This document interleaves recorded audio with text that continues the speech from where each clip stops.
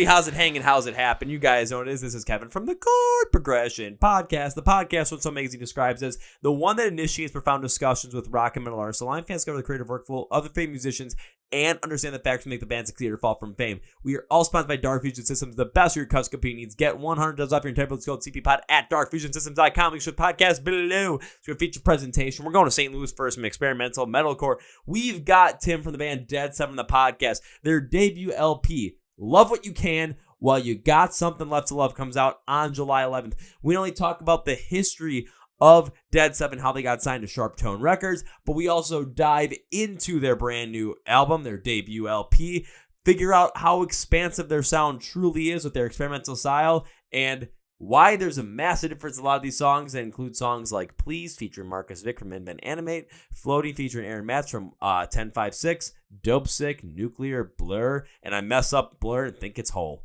Yup, that happens. You guys ready? Let's go! Yeah.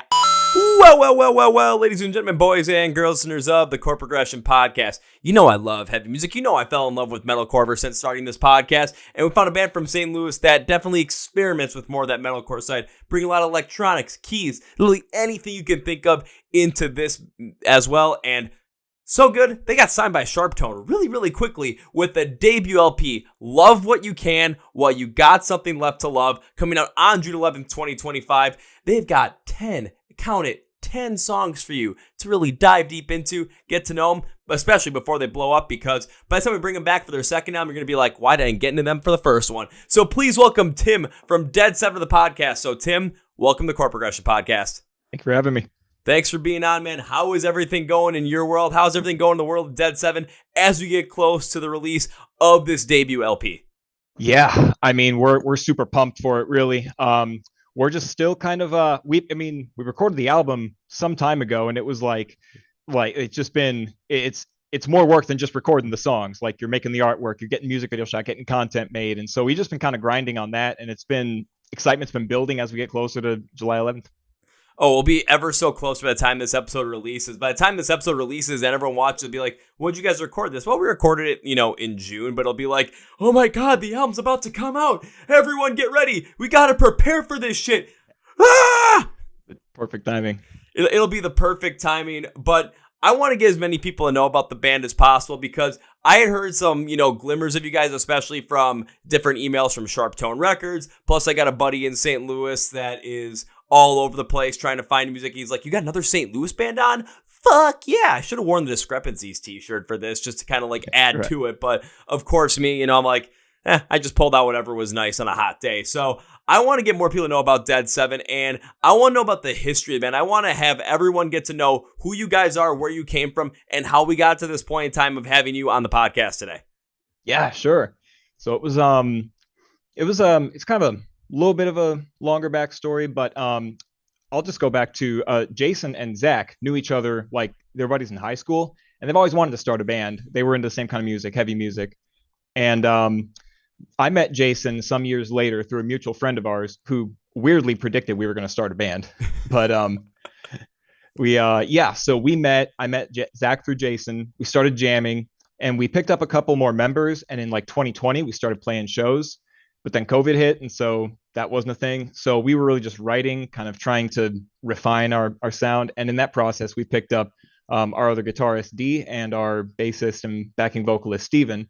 And then we started working with producers and really just not just our sound, but refining our whole image, our whole everything. And it was then that we became dead7. And so it was, we were just a group of friends for the most part early on. And we just got more serious about it, I guess. Well, being a group of friends, especially with that artistic idea and wanting to try something when COVID hit, when the whole entire world shut down, what was a better time to be able to try something like this? Of course, there was uncertainty around the music industry. When more thing is going to come back? No one really had a full idea. But the one idea we had was that something was going to give, something was going to happen. And before you know, bing, bang, boom, here we are today with dead7 being where it is now. You guys being signed to a huge label with Sharptone Records. You guys releasing your debut LP. So taking that time to not only refine your sound, but just let things happen organically. Again, in a period of a lot of uncertainty in the world, it gave you the opportunity to get to where you are now. And who knows if that would have happened had that, break in the way of life that was 2020 and 2021 not have happened. No, I think so too. We really had time to just kind of reflect really on who we wanted to be, what we wanted to sound like. And that really, I feel like, who knows if this would have happened if that period of time did not happen. It really sucked at the time. I'll tell you, we were really bummed. We played, this wasn't dead7, this is the previous band, but we played 2 shows and then COVID hit. And there was just so months of like, oh, there's a show here, let's get on it. Okay. Oh, it's canceled. Hey, show here, let's get on it. It's canceled. And after a while, we're just kind of like, man, it's going to be a while. Yeah, I still remember that time because I'm like, oh, is there any shows that are happening? I saw 2 in 2020 after like the pandemic fully hit that were like in the weirdest spots you could possibly imagine. But I'm like, I've had these bands on the show before. I want to talk to them. So I want to see them. I'm going to go and do it because I miss live music. It's such a great thing. I want to go and still be a part of this. And thankfully, live music came back, but not only came back, but especially from the heavy side of things, came back in such a strong fashion. Oh yeah. No, that's that was great to see. Big relief. I mean, I know I'm just one band off the top of my head, 1056 in France. They came out like they started in the pandemic pretty much. Yeah, and not only that, but like think about the bands that really just blew up during the pandemic or because of the pandemic. The 2 I can think of at the top of my head that came out of what seemed like nowhere were Electric Callaway because of the Hypa video, and then Spirit Box going into Eternal Blue in 2021. So there was a lot of times where things were able to happen, and now here's dead7 just didn't hit off, right at that moment of, here's the pandemic, boom, they hit off. It took a little bit of time, but it really started to come into fruition during that time period to now look at where you are 5 years after the initial shutdown. But you said you guys took a lot of time to reflect and think about who you guys were and think about that sonically. What was that like for you that eventually led to the creation of what dead7 sound is? Yeah. So, I mean, when we brought Dee and Steven in, they were in a couple bands together as well before the group that would become dead7. But really, that period of reflection was just, we knew we were very amateurish when we first started out. None of us me, Zach, Jason hadn't been in a band before. And so we were just kind of figuring it all out. But as we, I guess, decided, or as we realized, what the possibilities were really, beginning, we were just like, oh, we'll be a local band. Yeah, that sounds fun. But it's like, oh, what if, we can do better? And networking as well. Like that was a period of time we started networking, working with producers and talking to other bands as well. And that helped us immensely. And it was just everyone had the same goal, I guess, when we got this group together. You need to have people that have the same goals in order to make a group like this successful. Because if you have someone in the group that's like, you know what, I'm just set with just playing shows on the weekend in the hometown and just going around there. But if you got other people in the group that are like, we want to keep doing more and more, if the energies and the passions and the goals don't align, then something's got to give. And typically, if nothing changes, then it's kind of like the weakest link, it's like it's going to be the weakest part of the chain, or it's going to break the chain. That you're only as strong as that point, so you're only going to get to that point. But if everyone has that continue on, hey, let's get better, hey, let's keep doing this, let's take this chance, let's keep going, you're going to see those opportunities hit. And that's for any band that's out there. Think about where you want to go. Think about if everyone's goals align, and then go from there. If you want to just become, the local scene heroes and just stick there because you want to do other things in life and everyone's on the same page, don't get me wrong. That's fantastic. That's a great thing because you're finding what makes you happy. But if you want to keep going, if you want to keep striving and driving and keep taking that next step, you're going to have to align with people that are going to have that same idea as you. Precisely. And if you don't, then you might be screwed in the way, but not in a good way. Yeah.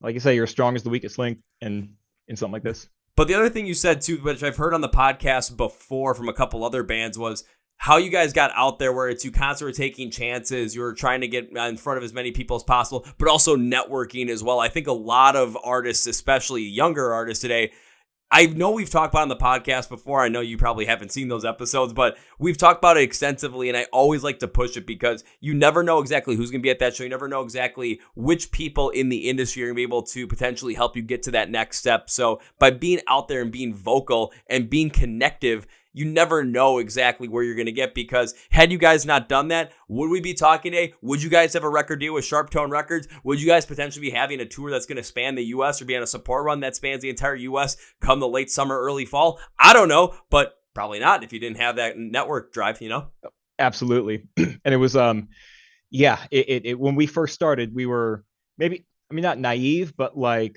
oh, we, it's just this. But a lot of the band, of being in a band, is socializing, is networking, is building connections with people on stage, off stage, through content that's like not necessarily music videos or even music related. Yeah. That's, sorry. Oh, no, go ahead. No, but I was going to say that's sort of what we've been doing.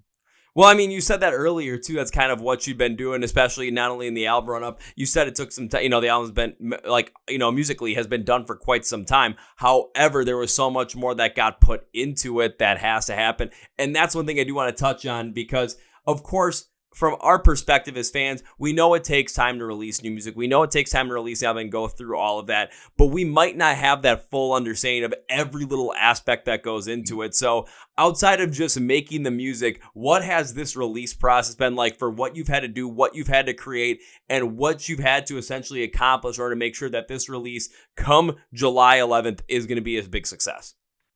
Yeah. So, obviously, besides record the music, a lot of emails have been exchanged. Really, this really is. It's like a job, pretty much. Especially once you're signed, it's a job with obligations. You're contractually obligated to do these things, and so it's been a lot of things like this, interviews.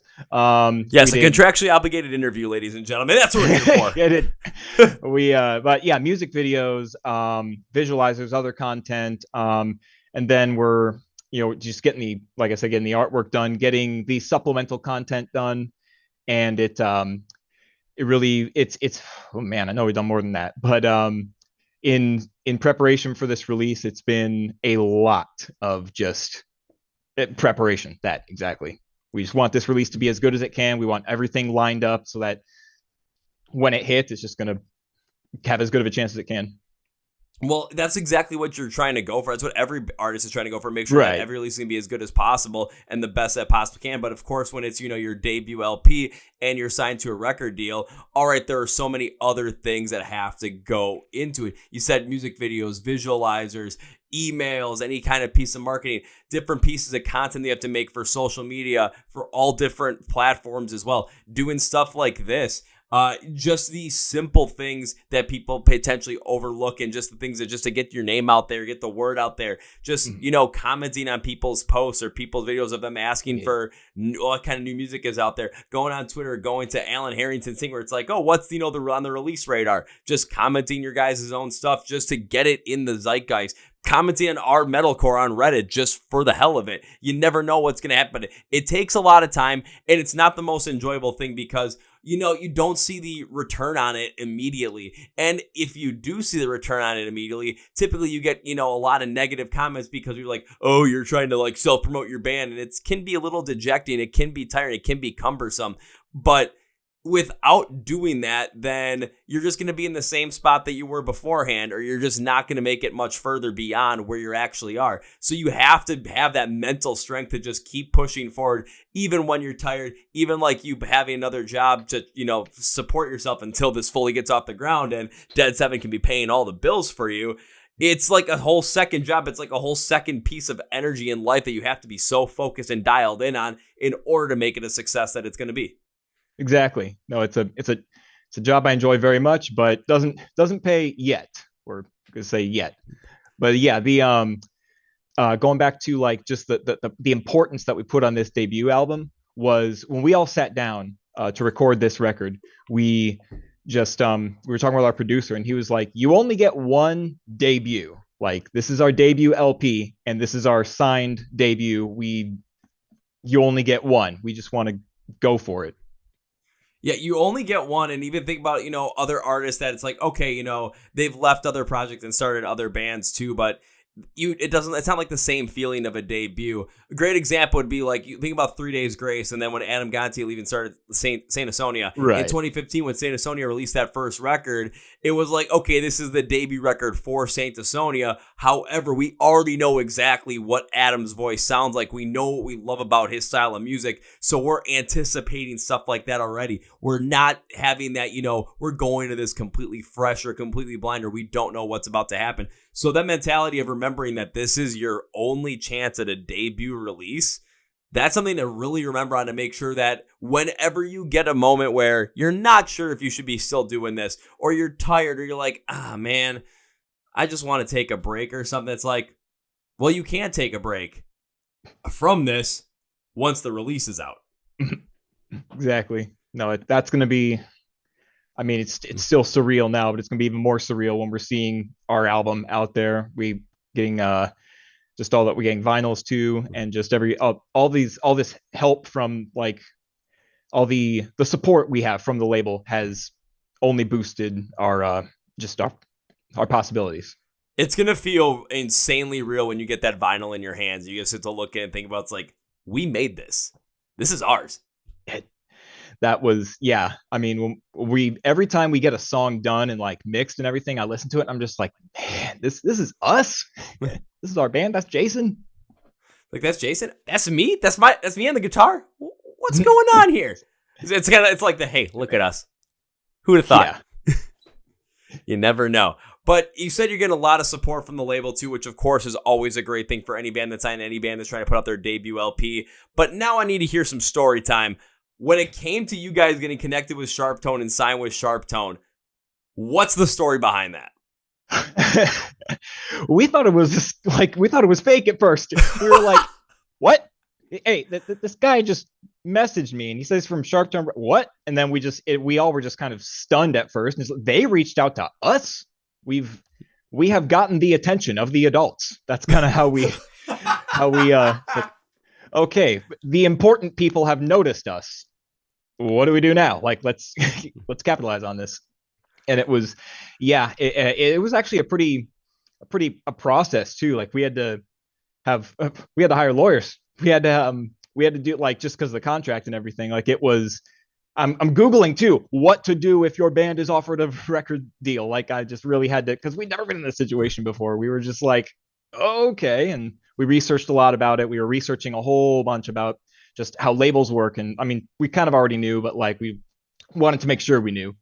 And just like I said, hiring lawyers and getting ourselves ready for this big of a commitment too. Because when we were reading the initial things there, we were just like, whoa, like this would be amazing. And so it was, we were stunned, disbelief, shocked, and then, okay, how do we make this happen?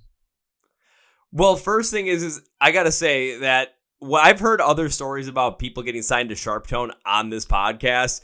You're not the first one to be like, is this real? They actually just reached out to us? What is this? Is this real life? Am I getting punked here like it's 2004 and Ashton Kutcher is going to come out of nowhere? Like that's pretty much what we thought. Like it was like, how long is this going to last before they finally let us know it's a joke? Obviously it wasn't, but like that was it's not that we didn't think we were capable of this. I mean, we always knew that we were and anything was possible, but it was that it happened, really. Mm-hmm. Like we weren't expecting it. Oh, I'm in the same boat as you too. It's like, because I mean, I still have a full-time job outside of this, and I recently started a new job right after Memorial Day this year. And when I got offered it, I'm just like, wait, really? Like, are you guys sure this is happening? You got the right guy, right? Like, I'm like, you did call the right person. Are we being certain about this? But hey, it happened, and that's what matters. But I get the fact that too, because it's such a big thing, and it's such an insane thing to think about that not many artists ever get the chance of having. And especially with sometimes, how they reach out. It's like, okay, is this an actual offer, or is it an actual connection, or is it an actual ask? Or is this going to be a scam? Because we've seen so many different pieces online, or so many different experiences that many people have had of people trying to say they're from this, or they're from this, or you win this. And it's all there just to farm your information and get your data and to potentially steal identities or stuff. But the other thing I want to say, though, is thinking about that story when you guys found out about it and you saw that, okay, this is legit. You guys went into full on learning mode, full on education mode, figuring out how does this work out? What happens when it comes to signing with a label? What are the experiences of other people? How is this supposed to go? And then hiring lawyers to make sure that everything in the contract was on the up and up.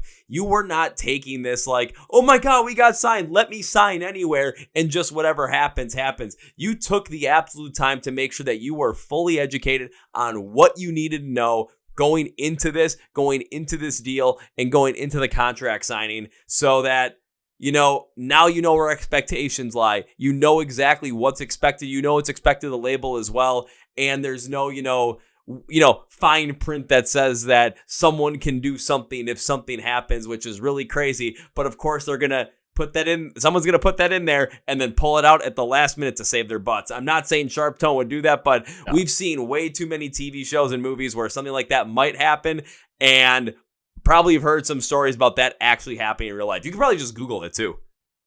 And it with the what I wanted to touch on as well was the once we were committed, once we were like, yeah, we want to do this, we were talking with people who were more experienced than us in the music world, and we were just told, like, being signed isn't the payoff. This is not like the end. It is the beginning. It is the opportunity for a lot more work. I mean, it was a payoff in a way, but in a way, it's just the opportunity that a label offers. It's just the next step in a way. I mean, yeah, it's a great thing. It's a great goal to have, but it's not the ultimate goal to have is to be signed by a label. That's the goal to have to get to a certain point. But then when that happens, it's okay, what's the next goal we have to achieve? What's the next thing we want to go after? And talking with other people in the industry and other people that have been signed to labels, I mean, by having those conversations, again, you're taking it seriously and you're making sure that you have the mindset of what you need to know going forward throughout the rest of your musical careers, especially from the get-go. There are so many stories, again, of where people have faltered or failed or have, gone through things that you don't want to end up going through. And by talking about it and by asking those questions, you're going to do your best to prevent stuff like that from happening. We're not going to see a Victory Records situation here with you guys. Really, yeah. Hope not. That's not what we're. Sorry. I was going to say, I highly doubt that we will, because everyone kind of knows the saga of that. And it's like, yeah, don't do that. Whether you're on the artist side, the label side, or anybody's side, just don't do what Victory Records did. It can it can go sour for sure. It can go sour for sure. And then, you can have the whole entire saga. I mean, if anyone hasn't heard of it, just look up Victory Records, A Day to Remember. It's got you covered. Yeah, we're very thankful that we consider Sharptone to be a pretty good label, and we obviously we knew bands that were on Sharptone, so that just made it even more surreal that they wanted to talk to us.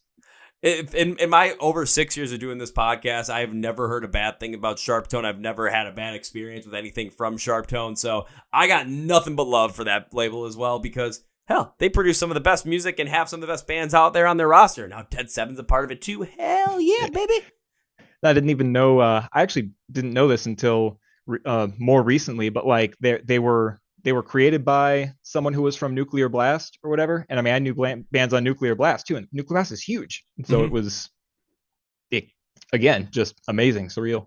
Yeah, and keep that lineage going, especially with the debut LP again. Love what you can while you've got something left to love, coming out on July 11th. When it came to writing this album, I know you said it was a while ago and you guys wrote this, but going through the writing process and creating the sound that was on this album, what was that like? Yeah, so we had obviously dead7 had been making music for a while. We started off with Unwanted was the first one. Those 4 songs: Unwanted, Bite It, Heaven Only Knows, Tape Mouth. We really kind of like creating this sound was something that we consciously wanted to sound like this. We want it with electronic elements, but we also it just kind of happened at the same time. And so when we were creating this LP, we were writing for it, we just really, our main focus was like top lines, choruses, things that people will remember, things that people will sing along to at shows, like just memorable melodies, good catchy lyrics. And we just kind of kept on going with what we had with our sound, but obviously we wanted to push boundaries. And there are a couple songs on this record Please, one of them, where we just kind of went, okay, we're gonna try something here. We think we can make this work, and then we made it work. I think there was a lot of those songs that were on this album where it's like, let's try different things and let's see what happens with your overall ideal of sound. Because again, when we're talking about the idea of putting a lot of electronics and their keys in there and really experiment with that, that can take the music in a lot of different ways and a lot of different flows. I mean, we've seen what bands like Sleep Token have done with that to be a lot more melodic, a lot more just flowing through what seems like the currents of the wind and the waves. But then you get some like Bring Me the Horizon where they'll throw electronics in there and it'll go all over the place left and right. You can have people that just make it sound like a freaking party with Electric Callboy, like we've already said earlier. So there's a lot of room that you can work with. And on this album, you guys tried to explore in 10 songs all the different avenues that you could possibly think of with those different electronics, bringing in more of an experimental metalcore sound. No, exactly. That experimenting, great word, where we try something, we FAFO. We just didn't, we'd never tried anything like that before, but it was just, we were on a roll, really. We were hot. We made it work. Oh, exactly. You fucked around. You found out if a song worked or not. If it did, hell yeah. If it didn't, well, is there a different way it's going to work? Or do we got to start over anew and try something different? When you say FAFO, I'm like, yeah, I got to say the full thing. I really don't care. I don't know. I'm just still in work mode, kind of. I would say I'm still in work mode, but at the same time, like, you know what? I moved desks. I'm in front of a different camera right now, and I've got a sleeveless shirt on. I'm in a different mode. I'm like, I feel like I should have a beer and just be listening to Big Ass Truck right now, but that's just, at the same point in time, which I'll probably be doing after we're done with this. Ooh, sounds like a good idea. It is a good idea. Ooh, yeah.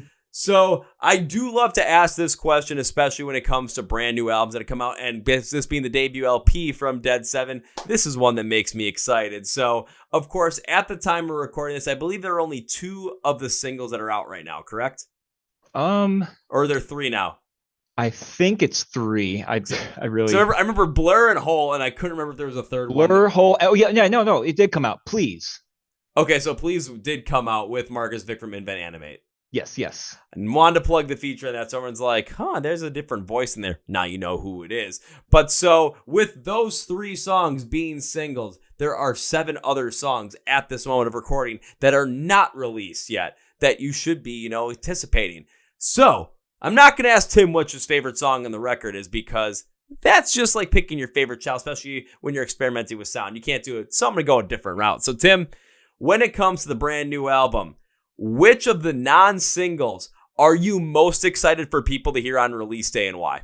Oh, man. Yeah, I'm excited for everyone to hear the whole album. There's a couple of them, really.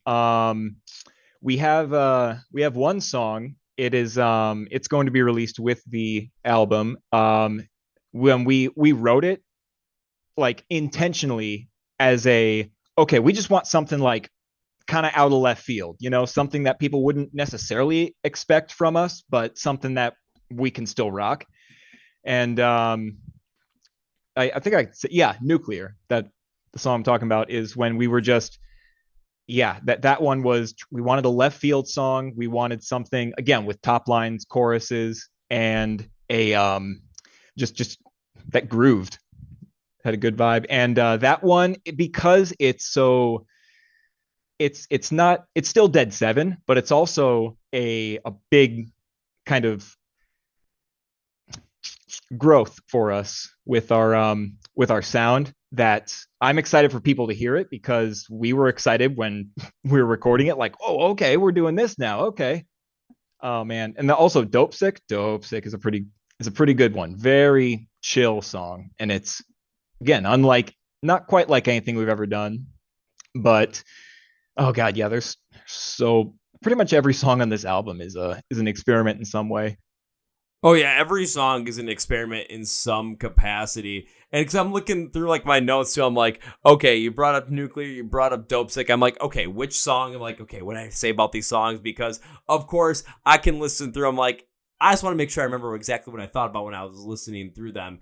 And when it came to Nuclear specifically, I thought, especially from an experimental side, this is where you guys really started to really get this full feeling of like how construction and flow between different pieces of the songs can really work for you guys in that experimental way. Because of course, especially on an experimental side, and we've seen this with every single band that's tried stuff like this, you're trying to put different pieces in different spots and you want to make this happen, but sometimes, maybe that transition doesn't work, or maybe sometimes the flow, if you're listening to it, sometimes just doesn't seem right, especially once it gets out in the world. With Nuclear, though, that's none of that. I mean, I thought that the construction of it, the flow of it, having a popular influence, it creates this feeling like there's something inside you want to let out or let go, but you can't and are struggling with it. And the dynamic that you guys create with it, given the structure of that song specifically, it created a much more immersive experience than what I was expecting, potentially, from a band on their debut LP. No, immersive is a good word, just because there's like, no, exactly how you put it. The flow of everything, the song, there's a little bit of like, more popular influence, but also there's still a breakdown, Yeah, there's still a breakdown. Just don't get. The breakdown I'm looking at here has a little bit of a beat down style with some of the unclean vocals, and they kind of round out each measure. So you're going like it feels like you're trying to get out of that from Dying on the Inside. But the flow again, especially from the beginning of the song, especially from the bridge into this, that's where again the song really stands out because the construction and structure of this is working fantastic to get you to that point. So you're feeling like it's going through a whole entire story. It's going through a movie in your mind within the span of 3 minutes. It really is. I'm excited for the music video for that one too. Ooh, there's a music video for it too? Oh boy. Should I have said that? Well, I mean, now we can expect the music video at some time. We don't know when, but hey. No, that's all. And that was a fun process too. Well, music video for Nuclear, what was that process like? So we get an idea of you guys when it comes to making a music video, what the dead7 style is. Oh, wait, how so? What the music, what was it like making that music video? Especially, now that it's your music video, it's your song, it's your idea, it's your guys' artistic like delivery of that in a visual way. What was that process like? Yeah, so it was, we had some performance shots. It was really, really cold outside.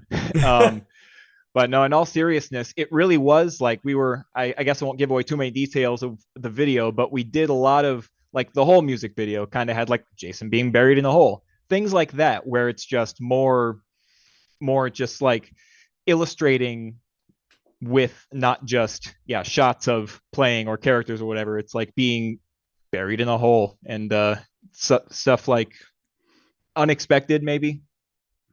Unexpected, buried in a hole, and performance shots in the cold. Now I'm going to be like, okay, at what part was Jason shivering in the hole while they were trying to bury him? I don't know how cold it was in hole, but I'm pretty sure. I don't know. I think the video turned out pretty good for Nuclear, but I can remember most of the shots, and I'm just like, yeah, man, I was thinking about how cold I was. Jeez, would you guys film this in like 15-degree weather? No, it was in. God, when did we film it? It was like earlier this year, I think. Like maybe I don't even remember now, but it was definitely like before spring. Okay, so I'm assuming it was like maybe late February, early March, where you guys shot this, and maybe I probably am getting this wrong. Everything blurs together, but blur. But blur, yeah. Nice. It's a single, everybody. It's a good one. Blur. That was also a song that we had written with the intent of like, we want a good opener. We want a badass opener for the album. And I think you guys absolutely delivered too, because the heaviness, especially the focus in the intro, the breakdown, the outro, it maximizes out on this like heavier feeling of mental and clarity with a little bit of a knock loose vibe at the same time. Because I saw in the, going through the press release and everything, I'm like, okay, or no, that was the wrong song that I think I had on that. Was it? Yep, that was the wrong song. I was looking at Hole. Whoopsies. Oh. My bad. I gotta go to. I'm like, okay, now it's been a long day. I've been working for over 12 straight hours. I need a beer. But when it comes to Blur, okay, that was definitely a little bit differently because it took a much different side of it. Like if you go open up the song, I'm like, this is a little different. This isn't exactly what I'm seeing. But there's just like a jarring change to provide like this blurring mindset that just feels so. Of course, when you're trying to get everything going and you're trying to get an understanding, you get these jarring changes in there. Your mindset's going to shift and blur. It's like that Mr. Krabs meme with everyone like twirling around them. That's exactly what it feels like in your brain, especially when those heavier parts hit. So when you're not expecting it, and the whammy on the guitar at the end of the breakdown, just to continue that feeling of distortion, just absolutely lets that hit heavier. Yeah, I had to like, okay, let me find the right song instead of the wrong one and actually speak on it. Yeah, that ending breakdown goes really hard. It was, yeah, the whammy thing. I love that too. Now, was the whammy thing you're doing, or was the whammy thing Decent doing? I think it was kind of a production decision, but we have I have a whammy pedal, but for some of them we actually automate the whamminess with our rig, and so that's what we do. But it was I think it was like a production decision, but obviously it went great. Oh, it obviously went great, because again, when you think about that just feeling of like, whoa, it's like you're just kind of mentally going like, what the hell is going on here? It's like the craziness, and the music matches the vibe. Oh, yeah, it absolutely does. There is one song, though, on this record I do want to ask about, because when I heard it, it was, for me, compared to the rest of the record, it was the most out of left field thing I possibly could have heard from you guys. And that was song number 9, Floating. Floating. Yeah, so that was actually the first one that we wrote for this album. No way.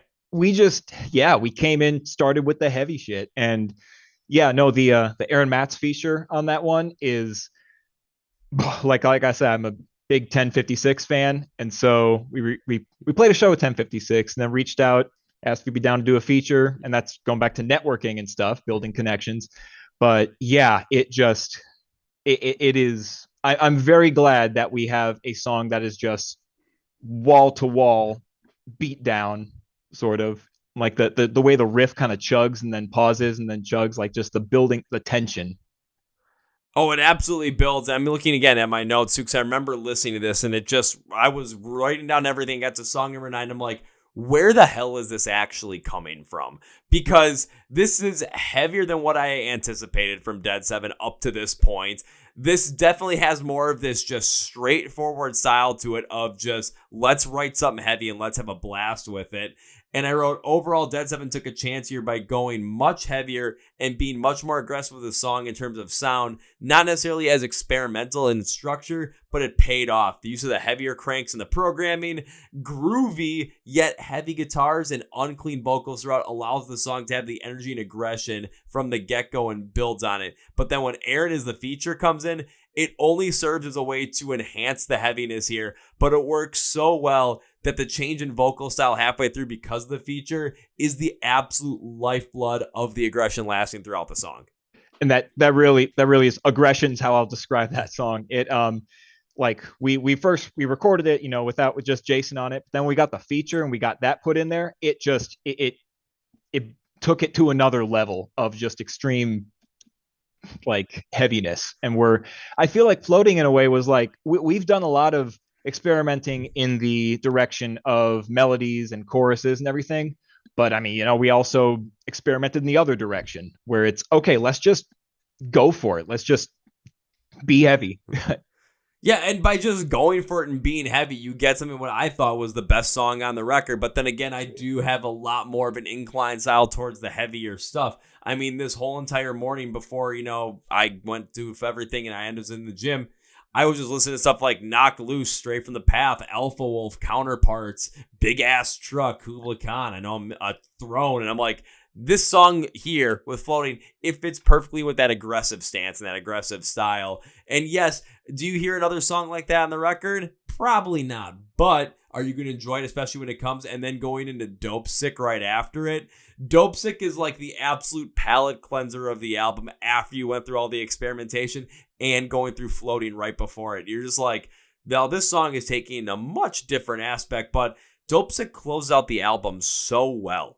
It's perfect for its final spot.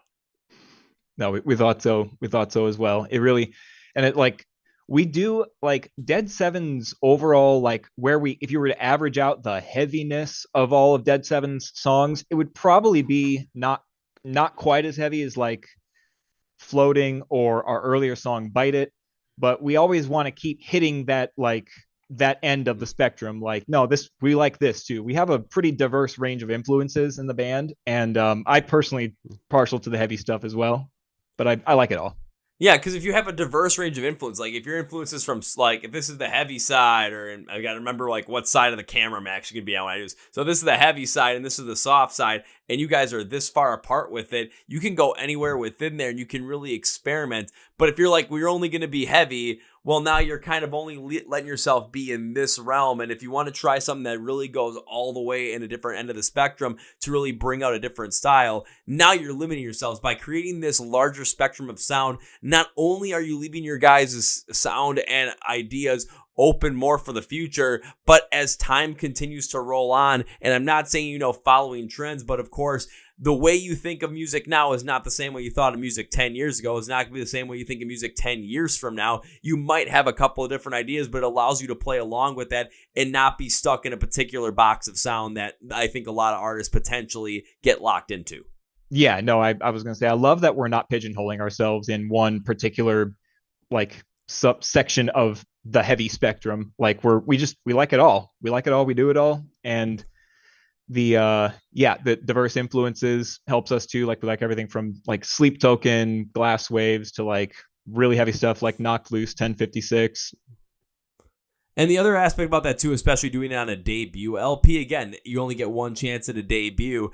If you expand your sound more and you go with much more of a wider spectrum, again, you have a better chance to connect with a lot other people on your sound, but you might not get that specific like holy shit moment that a subsection would get. But the fact of the matter is you're not thinking about the short term of, okay, let's just stick in here and just stick with these fans. We'll grow from there. No, you're trying to give yourself that large array of space, especially in music, to work with, because you want to give that to yourselves as artists, but at the same time, you want to let yourselves continue to experiment and set up the precedent for dead7's music where you know where we're coming from, but you know we can play the heavy stuff. You know we can play more of an experimental, flowing, grooving side, or really anywhere in between. You don't know. And as different pieces of music end up coming out that influence you guys, you could potentially use that in your music as well to enhance it and not have it seem completely weird. Exactly. Or and I'll say not necessarily weird, but just like foreign to the concept of what you guys would want. That might be a better way to put it. Yeah.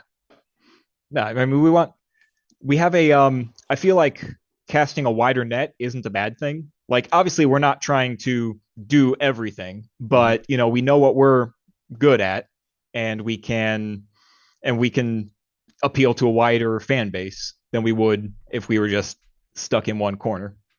Yeah, again, we know bands that have gotten stuck in one corner, stuck in one sound, and maybe they got one great album, but then they never really got out of it, and then they got stalled and stuck, and now it's like, man, I wish if they come back, it's like I just want them to play stuff off of that first album, and that's it. No, yeah, and if a band isn't constantly evolving in their sound, I feel like you stagnate, and then that's not what we want to do. For us, that would not work. No, and for band, and like if you need examples of bands not stagnating in their sound and continue to go forward, shoot, Bring Me the Horizon. Perfect example. Yeah. I go more, but I'm like, that's the prime example right now. They went from heavy as all hell to they've done poppy stuff, they've done experimental ambient stuff, and now they're all over the place. And if they go somewhere, I mean, they're playing arenas. As a band that you never thought would have, especially after, Pray for Plagues and Chelsea Smile and Diamonds Aren't Forever. Yeah, no, they pretty much, they've reached the, I don't know, peak, but they're pretty darn close to like as high as you can get in a heavy band. I don't know. I think there's still potentially a lot further to go because, I mean, look at what Metallica can do. Again, Metallica. A lot older, but it's like, that space is still there. That time is still there. It very well might happen. I mean, give another 10 years. You never know. No, I mean, the heavy, like, metal was like mainstream popular in the 80s. Who's to say it'll never be mainstream popular again, if not in that form, in some other form?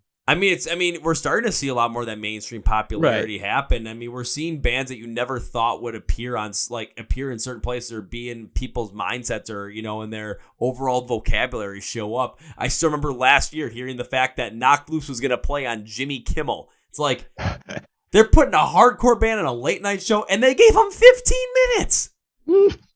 I got to watch that set. I haven't seen it. Oh, God. It's in the rain, too. I love it. Playing in the rain. It's in the rain. I think they open with Suffocate. Poppy comes out, does the feature as well. I'm like, I can't remember what other songs they play. I'm pretty sure they play Counting Worms. I think they end with Everything Is Quiet now. Like, it just fits. Mm-hmm. Didn't they play Coachella too? They did play Coachella, I think, in 2023. Yeah, it was a few years ago, but I was surprised. I'll never forget, I was at a bar, and it was like a week before Coachella, and there was a guy sitting next to me saying he was going to go, and I'm like, okay, what artist are you going to go see? He was showing me all. I said, go see Knocked Loose. He said, why? I said, just trust me. You're going to see some wild-ass shit. And he said, okay. I never saw him again, but I hope he went. Yeah, their live shows are just amazing. I've seen them like once, but it was, yeah. I've seen them 5 times, maybe.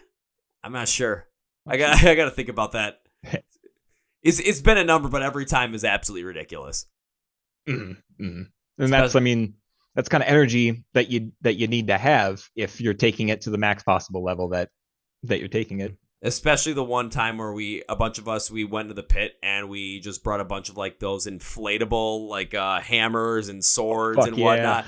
So you get the people that are, hardcore dance and whatnot. And all of a sudden we start hitting them with inflatable hammers and everyone's like, okay, this is too damn funny. Like, you got to just let this roll. This is great.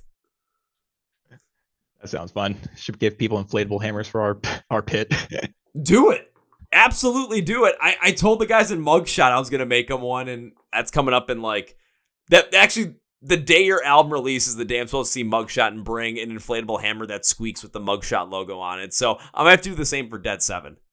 Oh, the squeaky hammer. Come on. People are throwing around use here. It's perfect. It absolutely works. Well, also when it comes to dead7 too, of course, after the album releases, there's still a whole another half a year of 2025 left to go. So what else is on the radar for dead7 post album release date? Yeah. So we're playing shows, obviously. We're trying to play more out of town shows too. We have a date tomorrow actually in Nashville. Then we're playing in Ohio next week. And so not really a tour, but we're playing out of town shows more. And besides that, I think we're going to focus on just, supporting we can't really tour right this second, but like we want to support the album as much as we can. And that's through just playing shows, but also generating content. We mentioned engagement earlier, like just interacting with the fan base, there's still work to be done even after the album's out. Oh, there's going to be a lot of work to do after the album's out, but I feel like there's something you're not telling me. Like there's a tour. I mean, you're saying playing out of town. I feel like there's a tour in the works come the fall, like a support run that you guys are going to be on, but you just can't say it yet because it's not able to be announced yet. I don't know. No, we don't have any like big tours planned as of now, but we want to. Well, we'll keep our eyes out and we'll keep our eyes peeled for it. I still think that, instead of saying I know or confirm, I cannot say or like confirm nor deny it because I was going to be like, you sure about that? But you know what? We're just hoping for the best for dead7. We're hoping you guys get on a nationwide tour of support run, most likely. Of course, maybe at the end of 2025, maybe to begin 2026 as well. So keep your eyes out for that. But Tim, I got one more question before we wrap this up. It is something I enjoy asking every single artist fan on the podcast. I've done this the past 2 years, and I'm making sure I ask you the same thing. Now, I have to limit this to 3 because otherwise we could go overboard and we can go all day with this. But Tim, can you name me 3 bands or artists that you love that you would love to see more people get into right now?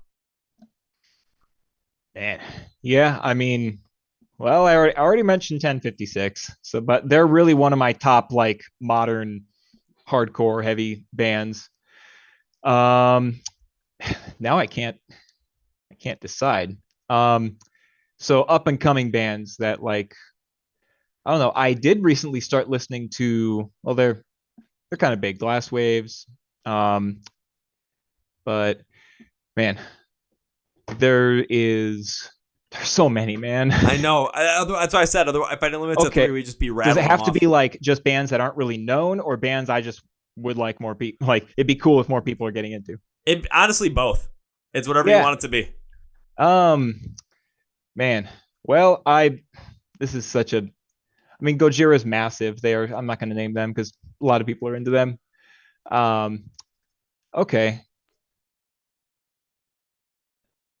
I'm literally looking through Spotify right now because I'm seeing, what am I listening to? I know I'm listening to. Half of all artists I've asked have had to look through Spotify to do this, man. So you are just fine. Okay. Boundaries. I really fuck with Boundaries.